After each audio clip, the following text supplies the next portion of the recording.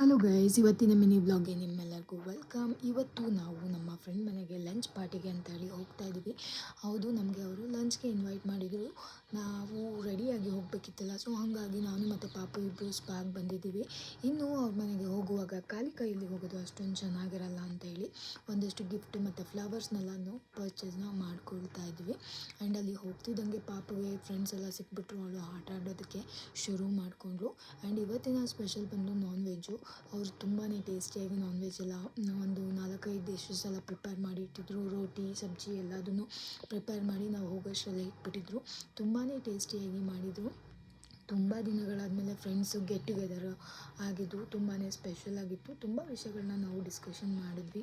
And ಅವತ್ತಿನ day ಅಂತೂ ತುಂಬಾ ಬ್ಯೂಟಿಫುಲ್ಲಾಗಿ ಸ್ಪೆಂಡ್ ಆಯಿತು. ಆ್ಯಂಡ್ ಫುಲ್ ವ್ಲಾಗ್ನ ನಾನು ಆಲ್ರೆಡಿ ವ್ಲಾಗಲ್ಲಿ ಅಪ್ಲೋಡ್ ಮಾಡಿದ್ದೀನಿ. ನೋಡಿಲ್ಲ ಅಂದರೆ ದಯವಿಟ್ಟು ನೋಡಿ ಮತ್ತು ವಿಡಿಯೋನ ಸಪೋರ್ಟ್ ಕೂಡ ಮಾಡಿ. Thank you.